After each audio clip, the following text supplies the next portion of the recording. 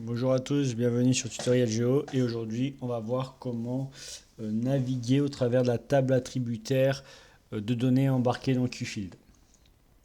Donc QField, application mobile de visualisation de données SIG mais aussi de collecte de données terrain. Et là on est en mode visualisation pure. Donc là on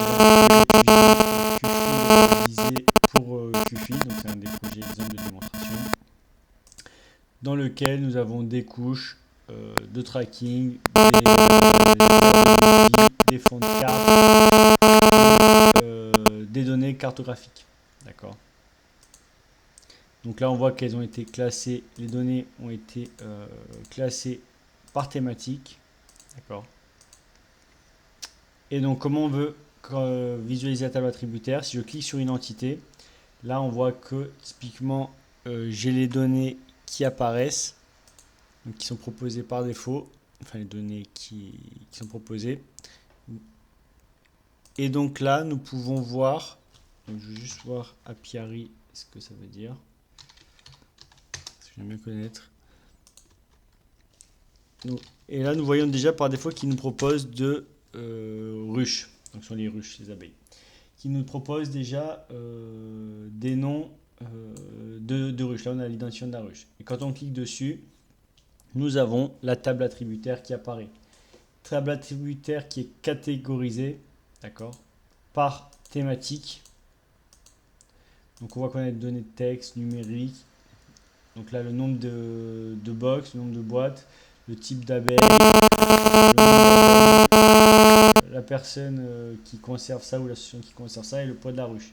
Là, nous avons une photo dans la table attributaire. On peut aussi mettre des vidéos et des sons. On a les impacts. On a qui a audité la ruche. On a le nombre de plantes consommées et GNSS, donc la qualité du géocodage. Donc voilà, donc je clique sur une entité et j'ai diverses informations qui apparaissent. Donc classées par thématique. On aurait pu avoir une table attributaire brute, là les données sont classées par thématique. Donc là je vais cliquer sur les champs cette fois-ci. Et donc là je vois que j'ai caractéristiques des champs avec une photo.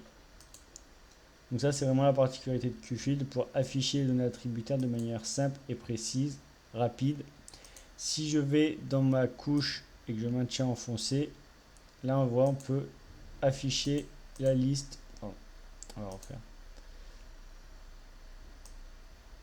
Donc là je mets afficher la liste des entités et là j'ai toute la table attributaire qui apparaît. Alors quel est le champ qui apparaît ici? C'est le champ d'identification, le champ ID qui a été identifié dans la table. Et donc là je peux cliquer sur une entité et la voir apparaître sur la carte. Donc c'est assez simple, assez rapide et assez ergonomique en termes de navigation, d'accord, puisque la table attributaire est affichée de manière déjà, on va dire, retravaillée, afin que ce ne soit pas un tableau qui s'affiche, à l'instar de ce qu'on peut avoir l'habitude de voir dans QGIS, mais bel et bien une fiche d'information. Donc la table attributaire est on va dire reformaté pour ça, pour être affiché sous forme de fiche d'information plutôt que de tableau de données. Donc ça c'est très important, aussi bien pour rendre la visualisation de données ergonomique sur le terrain que lors de l'édition de données où on pourra mettre nos champs obligatoires, facultatifs, des curseurs, des menus déroulants et autres pour faciliter la saisie et la collecte de données terrain. Donc la table attributaire a vraiment été retravaillée pour s'afficher sous forme de fiche d'information. Et ça c'est très très bien. Et par ailleurs, on peut enfin voir qu'on peut afficher des photos dans QField en définissant un champ photo et en mettant les photos associées dans ce champ. Je vous remercie d'avoir regardé cette vidéo et je vous dis à bientôt pour de nouvelles vidéos. Bye bye.